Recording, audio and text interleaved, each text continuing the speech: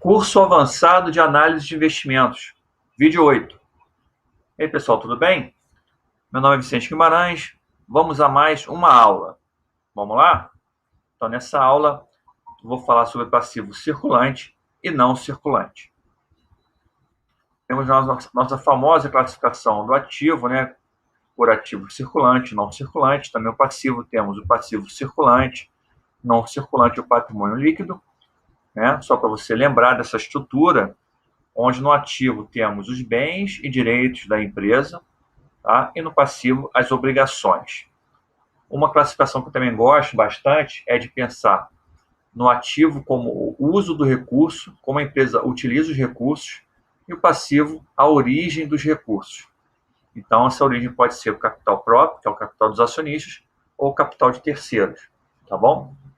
Então, a nossa aula hoje vai ser focada aqui no passivo, tá? Onde temos as obrigações de curto prazo com terceiros, que é o passivo circulante, as obrigações de longo prazo com terceiros, que é o passivo não circulante. E as obrigações com os acionistas estão no patrimônio líquido, que a gente vai ver na próxima aula, tá bom? Então, por que temos essa ideia de curto prazo? Para você lembrar, né, curto prazo é o prazo de 12 meses a partir da data da publicação do demonstrativo, tá bom? Então, aqui no caso, o balanço patrimonial, tudo que for da data do balanço até 12 meses está no curto prazo, é considerado dentro do passivo circulante. Então, aquela conta que a empresa vai ter que pagar daqui a 2 meses ou daqui a 6 meses vai ficar dentro do passivo circulante, tá bom? A dívida que a empresa tem que pagar daqui a 18 meses, né, é depois de 12 meses. Então, é uma dívida de longo prazo. Tudo bem? Então, é assim que funciona, tá bom? As dívidas de longo prazo ficam no passivo não circulante e a de curto prazo no passivo circulante. O que devemos buscar de positivo quando a gente analisa o passivo? Tá? Estou falando do passivo fora o patrimônio líquido. A gente tem que pensar assim, a gente tem sempre que tentar achar uma estrutura como essa aqui, como da Odontoprev. Deixa eu pegar aqui uma canetinha para mostrar para vocês. Aqui a caneta amarela, bom? Aqui. A gente quer o quê? A gente quer, primeiro, a gente quer um ativo que esteja crescente, tá? Um ativo crescente, como aqui, ó. Você tem um ativo, quer dizer que a empresa está se tornando mais rica, né? Ela está com mais ativos. O que são ativos? Lembrando novamente, né? É muito importante reforçar os conceitos sempre. É esse reforço de conceito que gera o aprendizado, tá bom? Então, por isso que às vezes eu repito sempre os conceitos para estar reforçando aí o seu aprendizado. Então, o ativo crescente, ele significa que a empresa está tendo mais meios, mais mecanismos para gerar riqueza. Ativo é tudo aquilo que a empresa usa para gerar riqueza, para gerar receita. Então, se o ativo está crescendo, é um sinal positivo para a empresa, tá bom? Então, isso é legal. O ativo ser crescente é positivo. Só que, se eu tiver um ativo crescente junto com uma dívida crescente, aí não é tão legal. Então, eu quero esse segundo ponto aqui, ó, que é uma dívida, né, uma dívida decrescente. Então, isso aqui também é muito positivo. Com isso, a dívida decrescente, isso aqui implica também no passivo decrescente. Isso se espelha aqui no patrimônio líquido. Olha só o patrimônio líquido, como é que ele tem uma tendência também de crescimento, tá bom? Então, isso aqui também é muito positivo. Olha só. Pensa bem. Se o ativo está crescendo, a gente tem aqui nosso quadrinho, né? Do balanço patrimonial. Aqui tem um ativo, tá? Aqui tem um passivo. E aqui embaixo é o quê? Patrimônio líquido, né? Só para você lembrar aí de novo. Se aqui está crescendo, né? Se o ativo está crescendo e o patrimônio líquido está decrescendo, está crescendo também, eu sei que isso aqui tem que ser igual a isso, né? A soma desse lado tem que ser igual à soma desse lado. Então, se o patrimônio líquido está crescendo, isso significa que o passivo tem que estar diminuindo. Entenderam? Isso é óbvio, né? Um lado, esse lado aqui do ativo, tem que ser igual ao lado do passivo mais patrimônio líquido. Os dois lados são iguais. É por isso que chama balanço, né? O balanço tem aquela ideia de igualdade.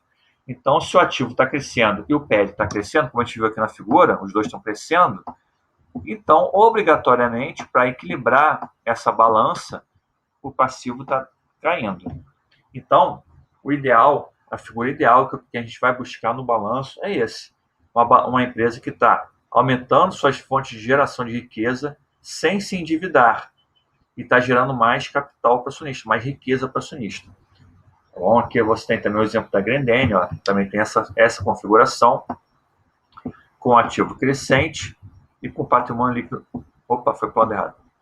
Com patrimônio líquido também crescente, isso implica que o passivo da empresa está caindo, né? O passivo é decrescente. Ou seja, a empresa consegue gerar mais riqueza com menos dívida, né? Isso é muito interessante. Aqui também a dívida, né? Uma trajetória decrescente, que é a dívida da empresa, né? Isso é são balanços excepcionais, né? Então vamos lá agora especificamente as contas do passivo circulante e passivo não circulante, tá? Passivo circulante, como a gente viu, né, são as contas exigíveis no curto prazo. Curto prazo é o que? 12 meses, a partir da publicação do balanço. Tá bom? Então, tudo aquilo que a empresa vai ter que pagar daqui a 12 meses. Então, isso é importante. Pensa bem, você tem que entender que são todas as dívidas e obrigações que a empresa tem naquele curto prazo. Então, ela tem que conseguir pagar isso, ela não tem como rolar essa dívida. Então ela tem que ter também uma liquidez, tem que ter dinheiro em caixa, tem que ter direitos a receber no curto prazo para poder saldar essa dívida, né? Essa obrigação que ela tem, tá bom? Então, o que inclui aí no passivo circulante? Inclui o pagamento a fornecedores, tá? Ela vendeu, ela pegou produtos, pegou máquinas, pegou insumos e está devendo aos fornecedores, vai ter que pagar nesses 12 meses. Empréstimos e financiamentos são feitos com bancos, né, com instituições de crédito, né, quando a empresa vende um CDB, vende um título, aqui entra tudo aqui no empréstimos e financiamentos. Tá? Aqui que é a dívida da empresa. Tá bom? A dívida conta, essa conta aqui que é a conta da dívida. Quando você for calcular a dívida, tá? É essa conta aqui que você vai olhar. Provisões e RH, tá? As provisões que desculpa o barulho. As provisões que a empresa tem que colocar tem que manter, né, para o 13º, provisões de pagadores duvidosos, etc. Impostos e tributos também a pagar no curto prazo, isso aqui. Dividendos e juros sobre capital, que a empresa vai pagar os seus acionistas. Então, ela vai pagar, ela divulgou que fará o pagamento dos dividendos na data tal, né? Essa divulgação é uma obrigação que a empresa tem. Então, ela vai provisionar esse valor e vai lançar no seu balanço, tá? No seu balanço patrimonial, como uma obrigação. E aqui também as outras contas a pagar da empresa. Tudo bem? Então, não é difícil, tá? É bem simples. Você vê aqui isso no balanço patrimonial, na parte do passivo circulante, fica bem claro aqui, ó, as contas, ó. Pagamentos a fornecedores, está ali, tá vendo? Aqui tem os empréstimos e financiamentos, tá? É o valor de 54 milhões, que é o balanço da Oi. Tem aqui, ó, pessoal, encargos sociais e benefícios, que aí são os passivos com RH, tem as provisões, né? Então é bem fácil de achar, bem intuitivo. Na maioria das vezes você vai achar esses valores com bastante facilidade. Tá bom? E desses valores, o que interessa realmente aqui para a gente, que é o mais importante mesmo, vai ser a conta de endividamento, tá bom? São só os exemplos. Mas a dívida é realmente o mais importante, empréstimos e financiamentos. Tá bom? Que você vai olhar mais vezes nos balanços, vai ser essa conta aí. Passivo não circulante já é o exigível no longo prazo, né? Tudo que for, então, aí acima de 12 meses, tá? São as obrigações que a empresa vai ter que pagar no longo prazo. Então, ou seja, são obrigações, mas não tem aquela pressa toda, né? De repente a empresa vai ter que pagar daqui a 2 anos, 3 anos, 4 anos, dependendo aí do tipo de obrigação que ela tem. Então, são menos também obrigações, são empréstimos e financiamentos, que é o principal, né, que é o mais importante aqui, ó. Geralmente é o mais importante nas empresas, é a conta mais pesada aqui. Tem as provisões também, né? Impostos e tributos e contas a pagar, mais outras contas. Então, é até um pouco mais curto. Tem várias questões, por exemplo, de dividendos e juros, ou as obrigações com RH, de provisões de RH, que são obrigações mais de curto prazo. Tá bom? Então, tá aí os empréstimos de financiamentos, também no balanço da Oi. Isso aqui é o passivo não circulante, né? Olha aqui, ó. Já é outra conta do passivo da Oi, tá? É o não circulante. Impostos e tributos, provisões, tá? E as outras contas a pagar. Tudo bem? Então, não tem nenhum mistério nisso aqui, tá? O passivo é bem tranquilo, tá? O indicador que é importante relacionado ao passivo circulante, mas está no passivo circulante, é o índice de liquidez corrente. Vamos ver agora alguns índices relacionados ao passivo. Tá? O primeiro é esse índice de liquidez corrente. A gente até fala um pouco sobre ele na aula curso básico, né? Então, mas vamos retomar aqui essa análise que é importante.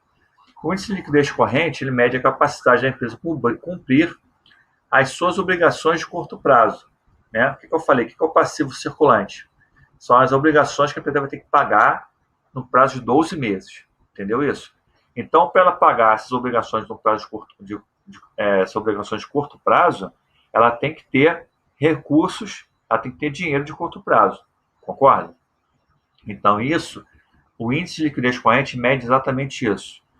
Quanto que é o ativo circulante, que é o dinheiro que ela tem no curto prazo, todos os ativos que ela consegue transformar em dinheiro no curto prazo, dividido pelo passivo circulante. São as obrigações que ela vai ter que pagar, que ela vai ter que realizar agora no curto prazo também. Tá bom? Então, a ideia é que isso aqui, que o ativo, né, circulante, seja maior que o passivo circulante. Né? Seja maior do que isso aqui. Você poder pagar o passivo circulante. A unidade é um número, né, e a interpretação é que índices de liquidez corrente superiores a 1, de maneira geral, são positivos e desejáveis. Então, você quer que seja maior do que 1. Tá bom? Ou seja, isso vai significar, é lógico, que o ativo circulante é maior que o passivo circulante. Tá bom? Matematicamente era isso aqui. Então, a gente quer essa situação aqui, ó. Graficamente, é isso aí, o ativo circulante com o corpo, né, com peso maior do que o passivo circulante. Ou seja, se a empresa está gerando mais dinheiro no curto prazo que vai ter que pagar. Então, ela tem mais dinheiro em caixa. Ela vai sobrar dinheiro em caixa depois que ela pagar todas as suas obrigações de curto prazo. Então, essa é uma situação bem interessante, bem desejável. No caso da Oi, vamos ver o caso da Oi aqui. Olha só. Você tem aqui o ativo circulante, tá pintado em amarelo aí, ó. E o passivo circulante também é amarelo. Tem valores aqui, né, de 23 milhões no ativo circulante e 67 milhões no passivo circulante. E isso vai dar para a Oi um número de 0,34, que é menor do que 1. Né? Então, é menor do que 1. Então, é um número muito ruim. Tá? Significa o quê? Vamos pensar a interpretação desse número. Significa que a Oi tem em caixa e tudo que ela pode transformar em dinheiro, pode realizar em dinheiro, ela só tem 23 milhões. Mas no curto prazo, no prazo de 1 ano, ela tem que pagar 67 milhões. Então, como é que ela vai fazer para pagar esses 67 milhões? É a mesma coisa que você tem em carteira R$23 e você vai num restaurante e chega uma conta de R$67. Como é que você faz para pagar? Né? Você pode ter até um dinheiro no banco, você pode ter um dinheiro aplicado, mas é ali a liquidez corrente, a liquidez da hora. Você tem que ter o dinheiro na hora para pagar. Tá? Então, essa é a ideia do ativo circulante, dessa relação entre ativo circulante e passivo circulante. É o dinheiro que a empresa vai ter que pagar ali naquele ano corrente. Ela não tem como esperar.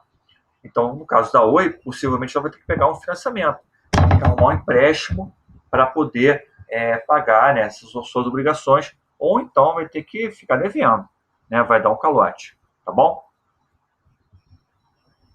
Outro índice de liquidez que a gente não viu, se é novo, é a liquidez total. Também é um indicador muito interessante, tá? Aí você já pega o ativo circulante mais o ativo não circulante, mais só o realizável no longo prazo. Tá? São os itens que são realizáveis no longo prazo. A gente já vai ver isso aqui no gráfico já, vai ficar fácil para você entender. E o passivo, você vai pegar o passivo circulante e o passivo não circulante. Ou seja, tudo que a empresa vai ter que pagar no curto e no longo prazo. Tá bom? Esse indicador mostra a capacidade da empresa cumprir suas obrigações, em geral, né, de curto e longo prazo. A unidade é o número, e a interpretação é a mesma de liquidez corrente. Se tiver números superiores a 1, de maneira geral, é uma coisa desejada. Tá? Então, essa parte aqui, ó, ativo circulante, mais o ativo não circulante realizável a longo prazo.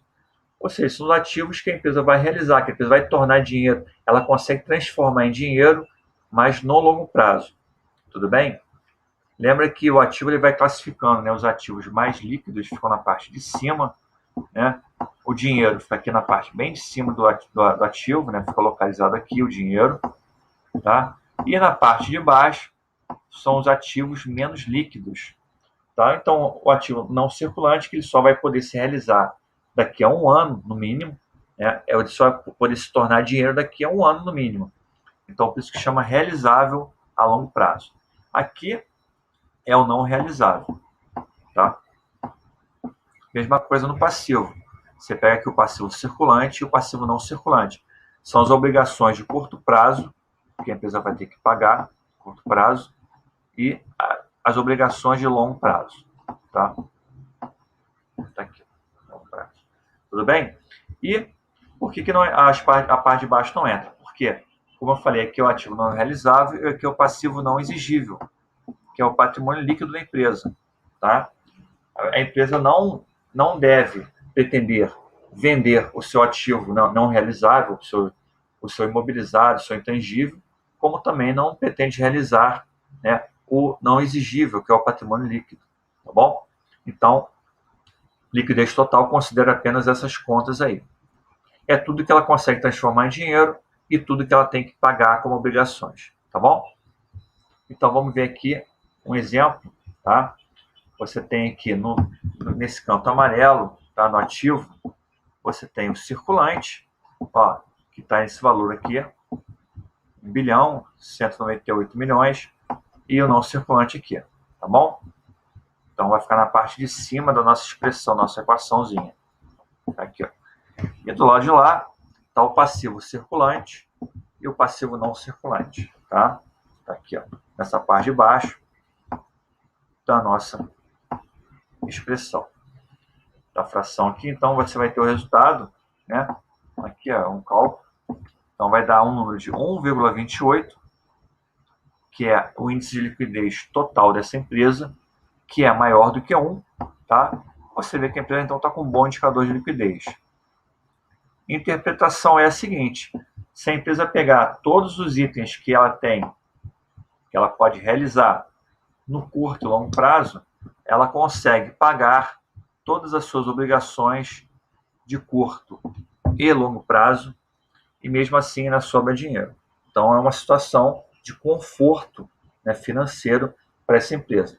Então é interessante sempre empresas tenham índice de liquidez corrente e liquidez total maior do que 1, tá bom?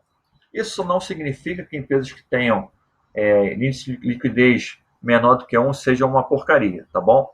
É um indicador desejável, mas não obrigatório. Em muitos casos, empresas que são muito boas, que geram muito caixa, elas conseguem conviver muito bem com situações onde a sua liquidez expressa no balanço patrimonial não é mais adequada. Tá bom? A empresa sabe que ela gera muito caixa e ela consegue suprir aquela demanda de pagamento no curto prazo. Tá bom? Então, é um indicador desejável, mas se você achar uma empresa que não tem esse índice adequado, você não precisa descartar a empresa.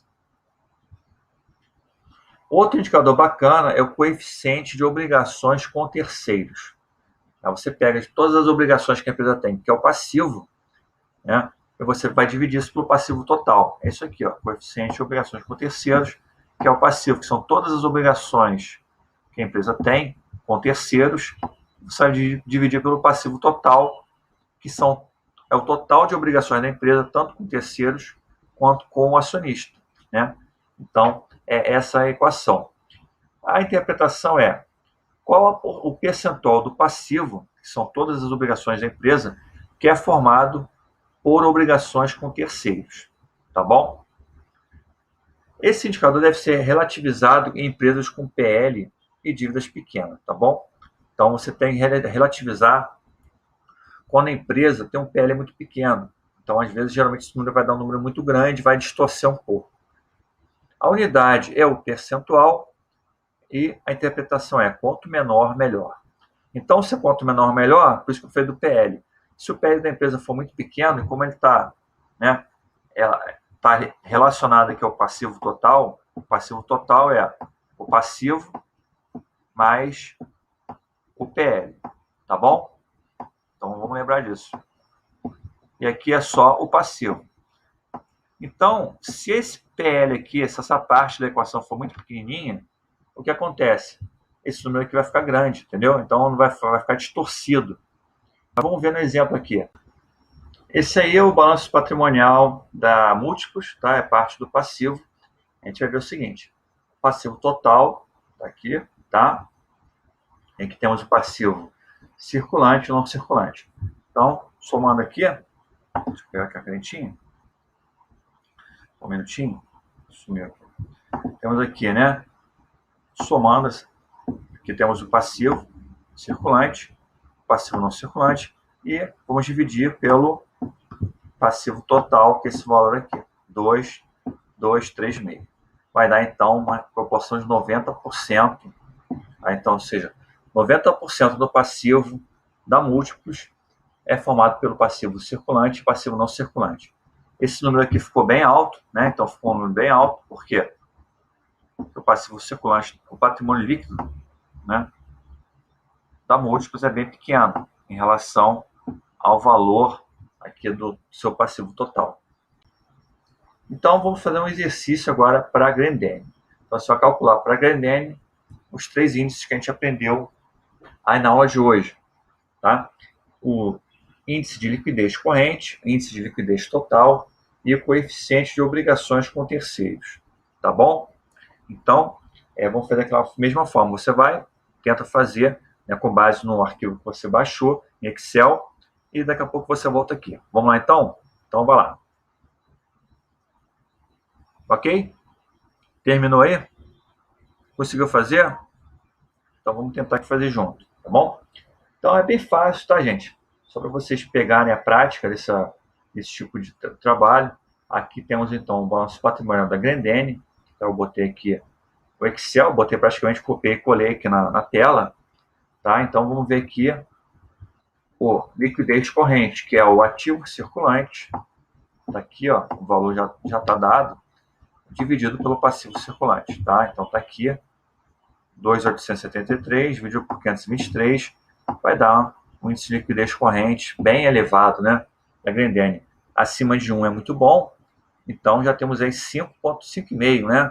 Então, aí é um índice de liquidez corrente muito elevado para a Grendene. Achou o mesmo número? Bacana.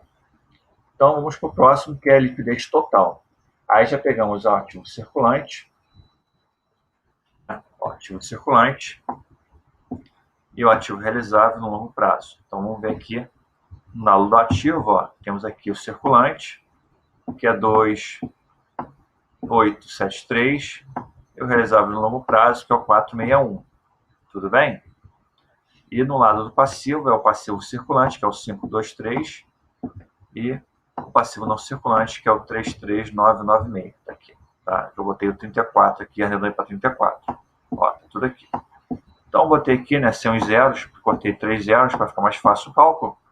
Não muda muito, tá bom? Então, vai dar um total de 5,98.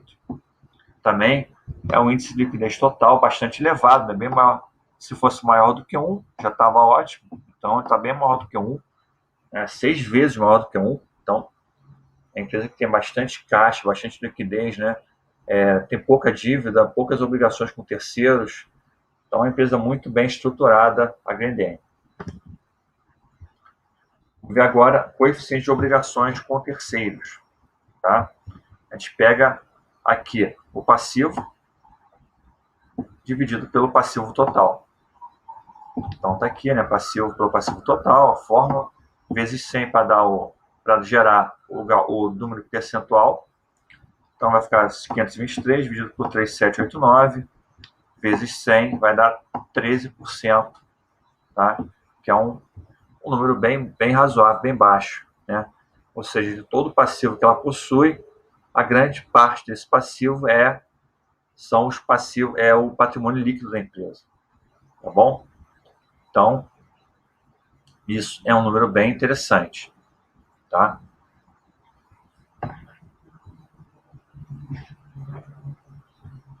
É isso aí, gente. Muito obrigado por ter assistido essa aula.